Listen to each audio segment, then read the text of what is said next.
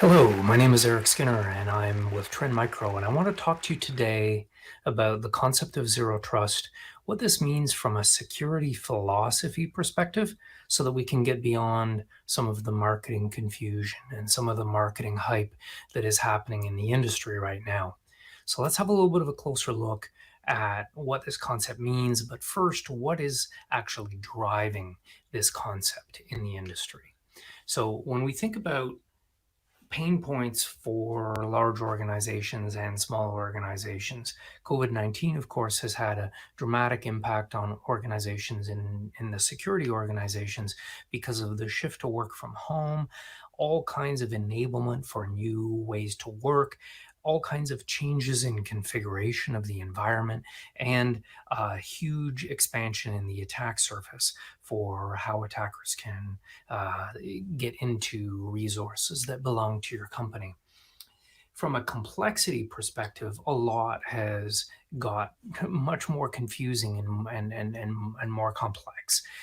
When you think about how many configs are in the environment, how complex the network is, how much change has occurred with respect to where traffic is flowing and how you have to keep track of all of that and how to connect all these pieces together to make them work. So that has made the entire environment more complex. Then there's a visibility challenge with respect to how people are working in remote locations or from home using shadow IT services, doing things off the network. So the traditional perimeter security model isn't seeing all the traffic anymore, shifts to cloud, which are causing pain with respect to some of the ways that IT normally sees what is going on in the organization. And of course, being able to see the attacker activity, because that has become more complex as well. The behavior is taking advantage of this increased attack surface. We're seeing a rise in the sophistication of attack groups, the way that they are working together and segmenting various parts of the attack so that some teams are working on the initial access phase, and others are working on triggering ransomware.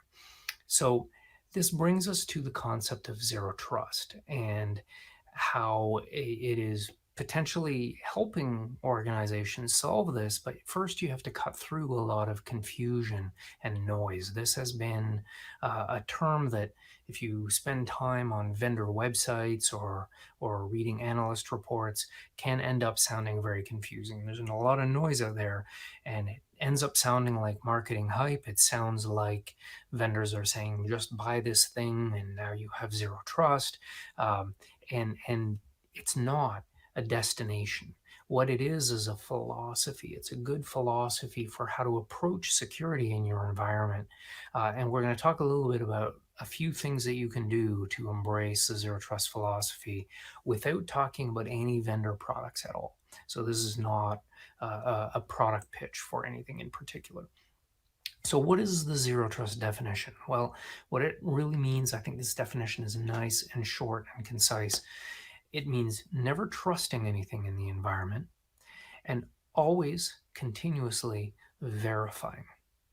So, the alternative that used to exist before was there was a lot of implicit trust, and the zero trust concept is about taking that away. So, let's look at this in a little bit more detail. So before Zero Trust came along, if you plugged into a network as an employee, that network was basically wide open to you. You can move around quite a lot. But the same is true for an attacker. If they get onto an endpoint, they are then able to see a lot of the network and move around on the network a lot. And even VPN users have wide open access. They connect and then they're able to see a lot of corporate resources. So when an attacker does something like compromising a credential, they're able to move laterally through the network quite extensively, because by default, the network assumes that if you're authenticated, you're allowed and you're moving around the network. And credential compromise is something that happens a lot of time, all the time from an attack perspective. But attackers are able to take advantage of this wide open environment to move laterally and do a lot of damage. So What's evolved over time as one way to stop this is a network segmentation approach where you say, okay, let's put some of my resources into different boxes where you can't automatically connect. And this is, in fact, an early zero trust approach, but one of the challenges with this is it's tremendously hard to manage. You have to keep track of and update all of the policies about which devices can connect to which other devices. And it gets even more complicated as organizations have added cloud applications in places like AWS and Azure. And it's been even more complicated as SaaS applications change the traffic patterns. Employees don't go through any network segments at all that are part of IT's responsibility when they're connecting to Office 365. So the ability to control those connections through segmentation is limited or non-existent. So a zero trust approach has started to emerge. And this is really the core of the philosophy. You say that you start trusting nothing by default. If somebody wants to move from one part of your network to another or from one device to another, the default answer is no. And then there's an assessment. So before the connection, you're assessing the risk of that identity, of that device, of the application they're connecting to, of the data they're accessing. You're saying, what is the health of those identities and devices and so on? Are these in good shape? And then you make a decision about that access. But then you continue assessing that connection throughout its lifespan. It's not just a decision as somebody is connecting. It's an ongoing continuous assessment. And so the parallel here, if I can summarize, is that instead of trusting devices by default and trusting identities and allowing that lateral network traffic where attackers can move around just as easily as users, you're shifting to a zero trust approach where every access is questioned and the ongoing access is questioned. And that makes lateral movement very challenging for the attacker. But if everything is well and you're an employee and your device is fine, lateral movement is not challenging. And this is a good complement to detection and response techniques because you're making the attackers more visible to the detection and response by making it harder for them to move around in the environment. So let's talk about a few of the challenges that I mentioned at the beginning and zoom in on how zero trust helps. So visibility is really kind of a foundational aspect of the zero trust philosophy because if you can't see the environment and assess the health and do that continuous assessment, you're not able to make any other zero trust decisions in the environment. So how is visibility working in a zero trust concept? Well, there's the concept of assessing security posture and assessing the risk of the environment. And really, when you're thinking about access control decisions, you're going to assess the applications that are being connected to. Frequently, those are SaaS. Are those healthy? You're going to assess identities. Is there a sign of compromise? This is not just an authentication step, but is that identity healthy? Has it been taken over? Is it behaving strangely? You're going to assess the health of the device. Does it have malware? Does it have vulnerabilities? And you're going to assess what content is being accessed and whether that is normal, loud, unusual, risky data, and so on. And all of that flows into an assessment that you can make that I call risk insights. And you might say, well, how do you obtain that? What does a system do to assess this kind of thing? And the general approach in the industry is that you connect sensors in various parts of the environment. So first of all, you're plugging into SaaS applications and identity infrastructure, like your Azure Active Directory, for example, to assess what is going on and have visibility to who's connecting to which parts of applications, how their login patterns are moving, and so on. And you're going to get some of that through API integrations from a CASB. You want to look at the network and assess the flow of traffic and what aspects you can see through network traffic analysis. And then you want to do what you can from an endpoint perspective where you can see the nature of the data and the connections, and you can see what's going on with a device and whether it has malware and so on. So all of that comes into play. Let's go into a little bit more depth on what could come into play for risk insights. Really, all of this comes down to two main attributes: posture and threats. So posture is how ready you are for anything that might come your way from a threat perspective. And threats are active threats in your environment. So when we think about identity, your security posture is things like, do you have multi-factor authentication? Your threat risks with identity are, this identity looks like it's compromised because that email account is sending out a lot of malicious emails internally. If you think of devices, posture is things like weak settings, poorly configured security software, vulnerabilities in the operating system, and so on. Threat activity is, oh yeah, we have malware on this device. We have signs of attacker behavior. We have strange traffic coming from this device. Application risk, these would be configuration problems. These would be vulnerabilities in the applications themselves. These would be policy problems with applications. Threat risks would be, oh, there's evidence of attacker activity exploiting those applications. And then the data is about things like misconfigurations for storage, data stored in the wrong locations or with the wrong access controls, and then risks are being assessed based on DLP triggers and so on. So this is a really good model to think about what visibility do you have in your environment anyway, because all of this comes into play with respect to making decisions about access control. So when we think about how risk insights would be used in a zero trust environment, well, you might get dashboards for the security team, for the CISO, and so on, but you also want a lot of automated things to happen. You want prioritization for corrective actions that the security team needs to take manually or automatically, what things they need to do that are going to resolve security risks and security posture issues that are going to have the biggest impact. You want to see APIs where an enterprise or third parties can connect and query what Risk Insights has to say about a user or a device or so on.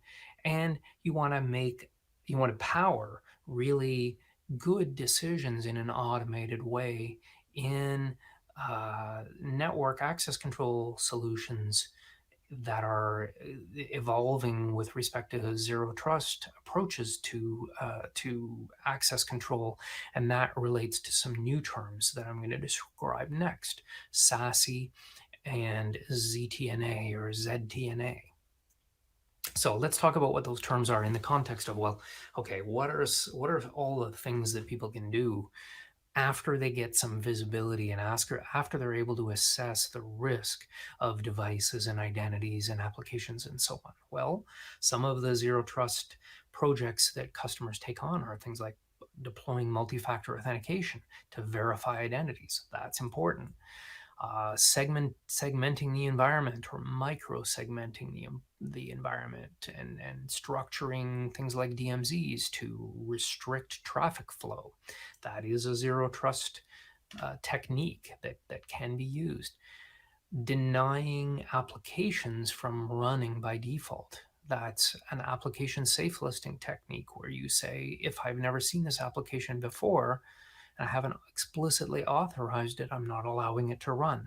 That is a zero trust philosophy applied to whether or not to allow executables to open, and it's tremendously effective.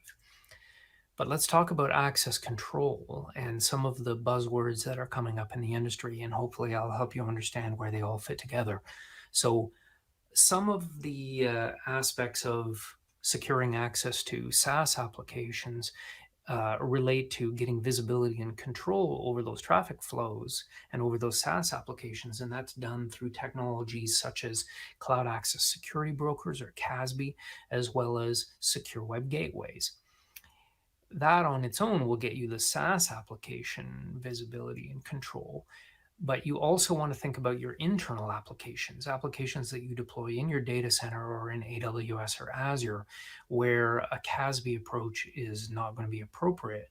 There's a new technology emerging called ZTNA, or Zero Trust Network Access, that aims to provide a point-to-point connection for just that one application that you need to access, unlike a wide open VPN. And when you take those two boxes on the right and merge them together, you're getting what is called by Gartner and now by the rest of the industry, Secure Access Service Edge, or SASE. And so if you've been wondering, but what is SASE really? This is a simplified definition. So these are some of the things that people do to achieve a zero trust philosophy or to get closer to a zero trust philosophy. There are many other things that you might do, but these are things that are coming up often. So let's look a little bit more at the remote work problem now that we talked about right at the beginning, that has been triggered by this the COVID pandemic and all kinds of other shifts in the way people are working, and talk about how secure access has to get solved and how it has to evolve. So when you think about what SASE, or Secure Access Service Edge, is trying to achieve, it's trying to restrict access in a zero trust way to the different corporate resources in the cloud or in the data center based on a zero trust risk assessment. So when you first of all assess the risk of the environment and the risk of identities and devices and so on, you've got that risk insight. You can now feed a SASE or ZTNA network access control decision, which is now a smarter decision. It isn't just, is this employee authenticated, but it's assessing all of these risks across the environment. And then the SASE system, on a continuous basis, can take enforcement actions, which might mean blocking you from connecting to the application in the first place. But it might also mean it might also mean continuously assessing and blocking you partway through your use of that application if your risk changes. So this kind of system is dependent on that continuous assessment to make the wise choices. Think about how you connect to the VPN. You could be connected for hours and hours and hours. In a ZTNA and SASE environment, you're making connections to individual applications that don't allow you to move through the whole network. And then you're being continuously assessed so that if anything changes, you're kicked off.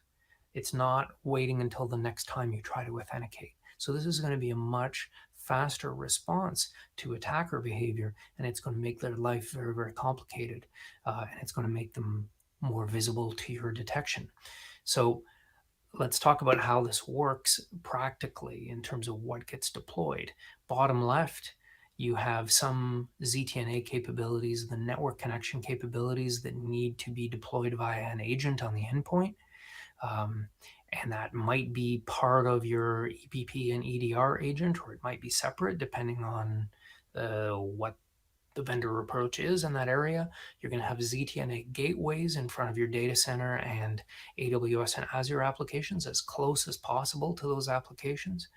And you're going to have CASB functionality that is seeing the access and also controlling the access to SaaS applications plugged in through APIs to applications like Office 365 and corporate identity services. And then you're going to have visibility and enforcement at the network layer, where the network can help you block connections for users who are not healthy for device reasons or identity reasons.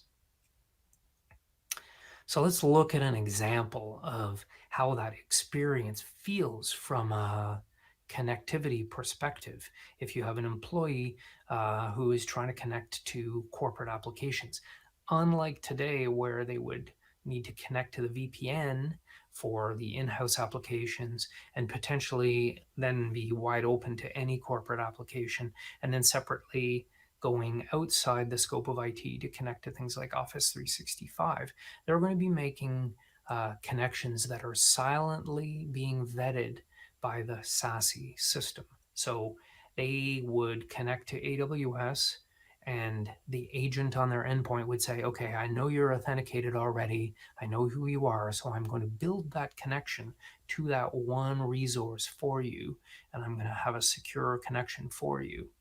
Or it might be a client server application like this Git application where a developer is connecting to an in-house Git server. Well, that client server application is also going to have its network connection request assessed, and it's going to see it continuously assessed so that one service can be connected to. And then partway through the connection to these applications, the health of this identity, for example, changes. Maybe an attacker has phished this credential, has phished this user yesterday, and today they started using that identity to log into Office 365 in the cloud and start sending malicious emails. Well, the SASE system sees that because Risk Insights is assessing the nature of what is going on in the environment, is seeing that malicious activity in the email environment, and it is telling the SASE system the risk for this user is now high. And so this connection will be blocked partway through the user's work. And this is exactly what you want. You want rapid response to hacker activity. And the same thing would happen for that client server application where the user was successfully using the application and now partway through the session, they are blocked. So I want to leave you with then you might want the user to be able to see what reasons were causing these disconnections, because otherwise they'd be confused and they would call the help desk and say, "Oh, is this application down?" or something like that. So alerts can pop up and explain to the user, "You've been disconnected because of this problem," and they can remedy that problem, or they can contact IT and find out what to do. So I want to leave you with one closing concept, which is, how does zero trust relate to detection and response generally? So your ability to detect threats, and the concept of XDR, or extended detection and response in particular. So extended detection and response is a technology that has evolved from EDR, or endpoint detection and response. XDR looks at a broad range of data sources in the environment specifically for threats, and it's correlating threats across places like email and endpoint and network and so on. And this is an industry concept that is catching on at the same time that zero trust is catching on in the industry. And these things actually help each other out a lot. So XDR is finding ways to detect these threats, but zero trust is slowing down the attacker so that XDR systems have a easier ability to detect that attacker. The zero trust approach is making the attacker take unusual steps because they can't move laterally so easily. So they're moving more slowly, which gives you more time, and they are also having to take steps that make them more visible because the usual things they do are not effective. XDR is able to assist a zero trust environment because threat detections help feed the risk assessment. So if XDR is seeing weird behavior in the environment, maybe not at the level of triggering a full-scale alert, but it's able to say, there's strange activity with this employee's email account. The zero trust system benefits from that because it is able to reduce the access for that user at a critical moment while a security team is assessing what's going on for that user. So these two systems work very symbiotically. They help each other out.